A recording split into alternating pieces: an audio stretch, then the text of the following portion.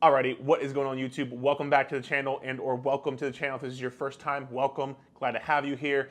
In this video, we're going to be covering how you can stay fit, stay healthy, lose weight, feel good with a sedentary job. Maybe you sit 8 hours at a desk all day. Maybe you also drive 30, 60 minutes each way in traffic. I'm gonna cover how you can stay fit, stay healthy, lose weight. I'm gonna go into the gym and show you exercises you can do to help yourself stay fit, stay healthy. And I'm gonna give you some actionable tips with both diet and exercise to hopefully help you, okay? Can't wait to get started. Let's do this. Alrighty, we are back here. So the very first thing I'm going to mention, and is one of the most important factors in this equation, especially if you're looking to lose weight. If you sit at a desk all day and you are looking to lose weight, this is going to be one of the most important things, and that is you must be eating in a calorie deficit. What is a calorie deficit? I'm going to link some information here below and also here above on what you can do to learn more about what a calorie deficit actually is. It is one of the most important topics I can possibly tell to you. I've gone in depth on a few different times. I've done some videos. I'm going to link a video here above that is an exact calculator on how many calories you should be eating to lose weight every single day. Again, link that here above. I'm also going to put some articles here in the description of this video below so you can go and read those if you feel like it. But basically what a calorie deficit is you must be eating less calories than what your body burns. That is the only way you are going to lose weight, is if you eat less calories than what your body burns. Your first question to me is going to be, how do I know how many calories my body burns? My answer to you is going to be, number one, again, click the link here in the description below on the YouTube video I put out on how many calories to eat for fat loss. But what I'm going to say is, I can give you a bunch of different equations, I can give you a bunch of different information. I don't think you really care about that. I think you want to know how many calories to eat to lose weight. So I'm going to say it again.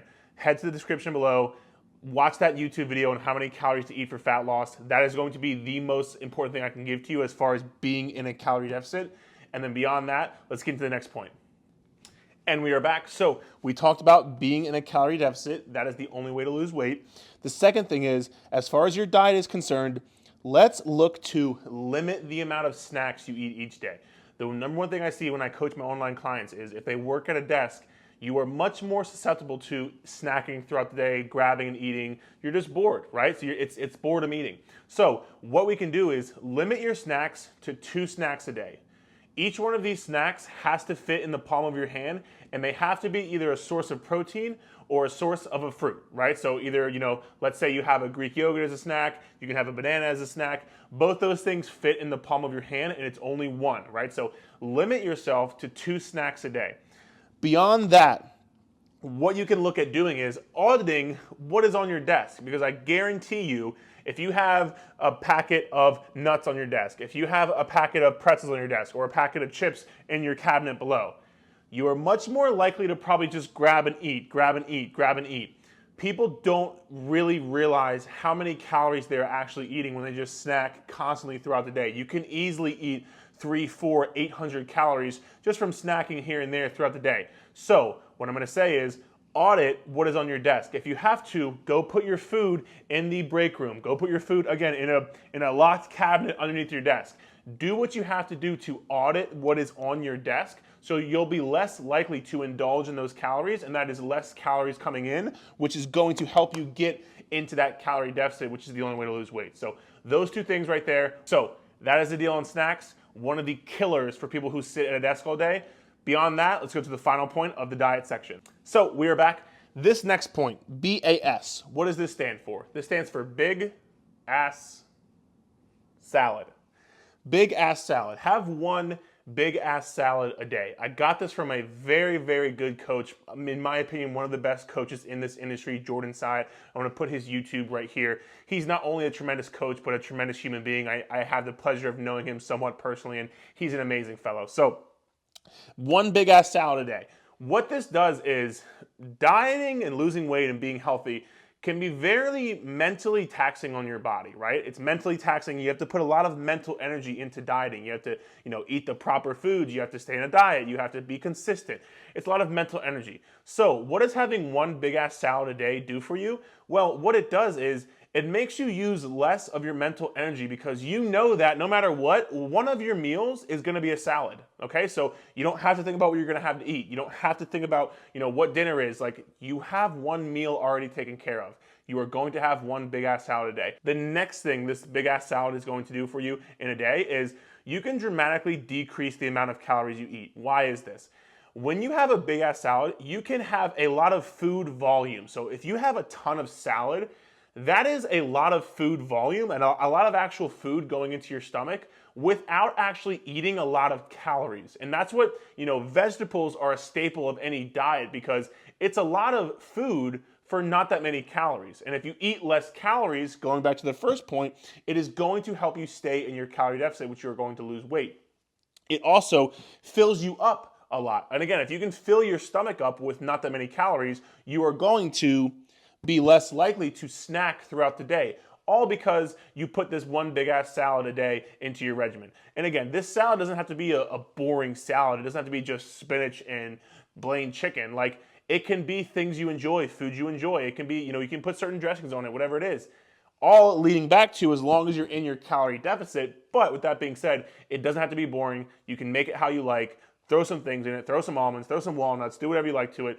Be in your calorie deficit, you'll snack less, you'll eat less, you are going to feel better, lose more weight, be more full, have more energy, all those things because of that one big ass salad day. Very simple tip I can give you. Now, we quickly covered the diet section of this video. We are going to head over to exercise now and fill out some of the blanks, so stay tuned. And we are back with the exercise portion. Again, we quickly covered diet portion. Now we're gonna cover exercise, okay? So the first thing I can recommend to you is no matter what, try to get some kind of movement every 2 to 4 hours. What does this do? You're sitting at a desk all day, your muscles get tight, you're not getting a lot of steps in, you're not getting a lot of movement, you're not being very active. Try to make it a point to get every 2 to 4 hours, try to get up and move. This can look like having a goal of getting 8 to 12,000 steps a day. How do you do this? Cool, every 2 to 4 hours, take a 10-minute walk. I guarantee you if every 2 to 4 hours you take a 10-minute walk, you are going to rack up those steps. And personally, for me, I can speak from experience because I, right now, work at home because I coach all my clients online. I'm behind my computer all day long. So every 2 to 4 hours, I try to get up and do some kind of movement. For me personally, I go on 10-minute walks. It's short enough where it doesn't break up my workflow and it's not that long of a period of time, but it's long enough so I can kind of detach from my work a bit, get some steps in, be in nature, look around, de-stress a bit, and then get back and ready to kill my work. So I suggest doing every 2 to 4 hours, take a walk. I know some of you are not able to take a walk. Maybe you're in a cubicle, you can't do that, so I got you covered, don't worry. So if you can't go on walks, here's what you can do. Every 2 to 4 hours, do 10 squats and 10 push-ups. I say 10 squats and 10 push-ups because probably no matter what, even if you're in a small little cubicle, you can get up and do 10 squats and 10 push-ups. That doesn't require a lot of room. It doesn't require you even leaving your desk. So that's why I say 10 squats and 10 push-ups. Now I know you may think 10 squats and 10 push-ups, what's the deal? Let's go over some quick math, shall we? So if you do 10 squats and 10 push-ups a day, and let's just say you do it every 2 hours on an 8-hour work window, you are now doing 40 squats and 40 push-ups in that one day. One day. Now let's look at a week's period. So if you did every 2 hours on an 8-hour work day, you did 10 squats and 10 push-ups, that would be 200 squats and 200 push-ups for that week of work that you've done, for the 5 days you work. That's adding up to a lot of squats and a lot of push-ups and a lot of activity you're probably not doing right now. But let's look at a month now. If you did every 2 hours on an 8-hour workday for 5 days straight, for an entire month, you did 10 squats and 10 push-ups, you would be doing 800 squats and 800 push-ups throughout that month. And that's simply just from doing 10 push-ups and 10 squats every 2 hours on your 8-hour workday. As you can see, this clearly adds up to a ton of exercise and a ton of movement that doesn't require a lot of time from you. Like 10 squats and 10 push-ups probably doesn't take more than 5 minutes max. So that's a very quick and easy way I've done with a ton of my online coaching clients that can implement some easy activity, easy exercise, easy ways to stay fit even though you work a sedentary job. So that's one quick tip. Let's keep moving on the list now. So we're back going down the line of easy practical tips you can do throughout your day to stay more fit while you work a sedentary job. The next thing I'm going to have for you is Start to take some walks on your phone calls. Now I know, sometimes you have to be on a Zoom call, sometimes you are not able to take a walk. If you are able to take a walk on your phone call, on a phone meeting, do that. That is a very quick and easy way to get some steps in. Whether you go outside and take the call, whether you walk up and down the steps at your building, whatever that looks like for you, try to get some steps in on the phone if possible. It's an easy way to get some steps in throughout the day and add some activity. All right, so now we've gone over diet. We've gone over some practical tips and advice you can take with you that's very easy to implement. Now, let's talk about dedicated exercise you should be doing if you want to stay fit with a sedentary job. I'm going to take you into the gym and go over some things, but the two main issues with people who work a desk job are, number one, you're on your desk all day and you're on your computer. So what are you doing? Your shoulders are rounded forward like this the entire time. I'm sure you can probably relate. So what this does is we need to get your shoulders from this position back and down into a normal posture position. How do you do that? You train your upper back. We're gonna go into the gym right now. I'm gonna show you some things you can do. Enjoy. What's going on, YouTube? We're back. So I told you I'm gonna tell you some exercises. Like I said, you're at your desk all day, your shoulders are rounded forward. We wanna get your shoulders back, right? So these exercises I'm going to show you are going to help you with that shoulder retraction is what we call it, okay? So first one of my favorites, going to be the band pull apart, okay? So what we're going to do is get a band, get your arms straight, try to lock your arms out if you can. What I want you to do is shrug your shoulders away from your ear, pull the band apart right below your nipple area. So wherever your nipple is, hit about right where your sternum is. So again, shoulders down, get some good tension on the band. Don't let the band be sagging like this. Shoulders down, pull it apart, squeeze your mid back, and then back up. Squeeze your mid back, back up. One more time this way, pull it apart, right back, pull it apart, right back. You can see my shoulders are staying down and I'm not rounding forward, pulling like that, or I'm not just pulling with my arms. Arms are staying out, pinching. Think about there's a pencil in between your shoulder blades and you want to pinch that pencil, right back, pinch that pencil, right back, all right? We are back. So the first one I showed you, band pull apart. The next one is going to be a face pull. You can do this with the band like I'm going to do. You can do it with this cable machine. You can do it however your heart desires, but I'm going to show you with the band, okay? So you're just going to hook a band up, or again, you can use the cable machine. So what you're going to do is you're going to get this band, keep your shoulders, again, away from your ears. You're going to pull this band to your nose, right back down, okay? So as you can see, I'm trying to pull it apart almost. My elbows are leading the way, my shoulders are rounded forward, I'm not down like this. My elbows are up high and I'm trying to bring my thumbs to my nose. Right back down, okay? Bring your thumbs to your nose, right back down. Squeeze your mid and upper back here, okay? So one more time, squeezing your mid upper back, leading with your elbows, and then again, this is going to help that forward position. If we can get you back, it's gonna open up your shoulders and help strengthen, all right? Next one. What is going on, YouTube? We're back with the third exercise. These are going to be bent over rows with dumbbells, okay? Let me show you. So we're gonna grab dumbbells. So what I want you to do is you're going to brace your core like I'm about to punch you, push your hips back, squeeze your upper back in, keep your elbows close to your side, right back down. Once again, squeeze, squeeze, squeeze, right back down. The main thing people do is they keep their shoulders rounded and they try to row. Get those shoulders away from your ears. So again, pull your shoulder away from your ear, pull your elbows back past the midline of your body while keeping your shoulders away from your ear, and you'll feel your upper back getting worked, okay? If this hurts your back, what you can do is head to a bench.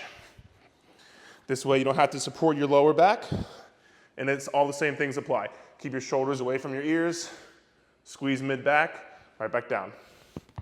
All right, so we're back. So the upper back movements, like I talked about, a lot of it is getting your shoulders down and away from your ears, getting your shoulders back as opposed to this always rounded position you're normally in. So do those exercises. I would say anywhere from 2 to 4 sets of 10 to 15 reps with all those exercises shown is going to be massively beneficial for you that you can do throughout the week. I would say anywhere from 2 to 3 times a week you can do those exercises, and that will help you get your shoulders in a more natural position, get your posture aligned better, and will help you stay more fit. Now, the next thing that people have wrong with their desk jobs is they're normally sitting all day. What does this do? There's something called hip flexion, and what hip flexion is is you bring your knee to your chest. That's hip flexion. So when you're sitting all day like this, you're in constant hip flexion.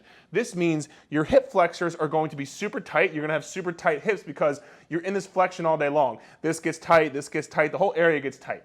Not only that, your butt turns off. Your butt's not being, you don't have to use your butt for anything because you're sitting on a chair all day. So your glute muscles turn off, your hips get really tight, and that can lead to low back pain, that can lead to even knee pain because your hips are all out of whack. So what can we do?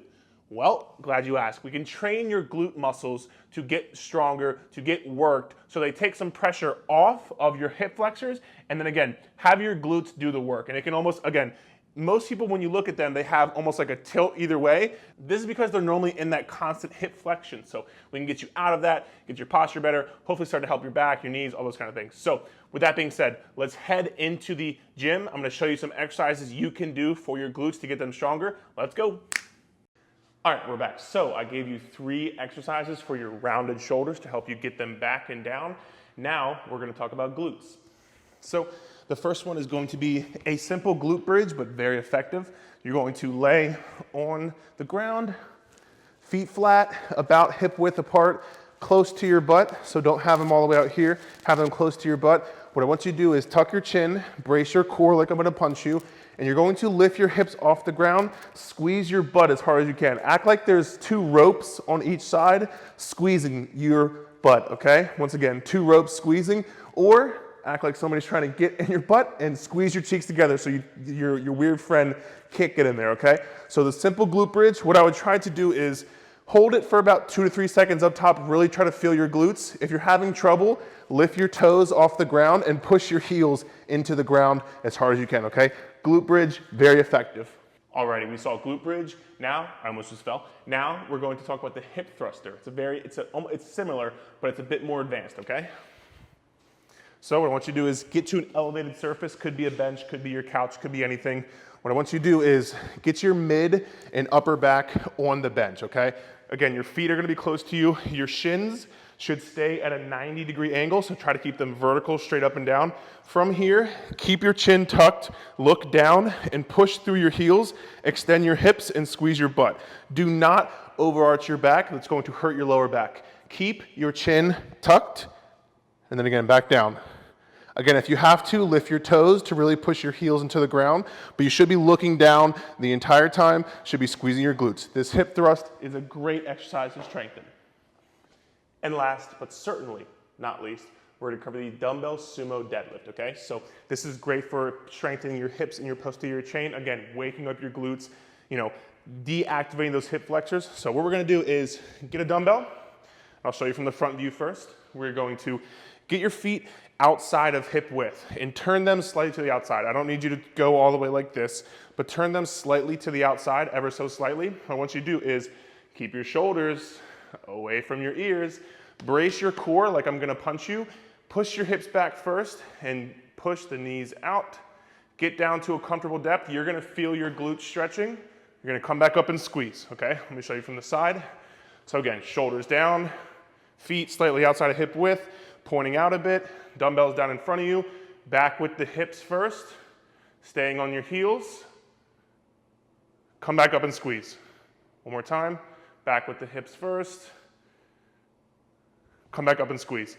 This exercise is great for, again, strengthening your glutes and getting some activation in the posterior chain. Again, if you're always sitting, you're always in this hip flexion. We wanna get out of that, turn the glutes on, all right? Hope these helped. Now, back to the video. And we're back. So, like I said, those exercises as well, I would say anywhere from 2 to 4 times a week with 2 to 4 sets of 10 to 15 reps for each of those exercises. It can vastly help strengthen your glutes, strengthen your overall lower body. Again, hopefully get your posture better. Posture is not directly linked to pain, but normally, just anecdotally speaking, if you can get your posture better, if you can strengthen your glutes, if you can strengthen your upper back, that's gonna help you, again, just stay more fit overall. So hope this video helped you. I really, really hope it does. I hope you got some actionable tips you can take with you to stay more fit with a sedentary job. If you have any questions, if you have any concerns, please feel free to leave them in the comments below. Again, I would strongly suggest you, going back to the beginning of this video, I would strongly suggest you to watch the videos, read the articles I wrote on calorie deficit. You need to have that down if you want to lose weight. So please feel free to head to the show notes below. I'm going to link everything there. If you have a question, if you have a concern, if you found this video helpful, please feel free to let me know. Feel free to give it a thumbs up. Feel free to subscribe. If you have a question, I will try to answer any question you possibly have. I look to talk soon. Thank you so much. See you then.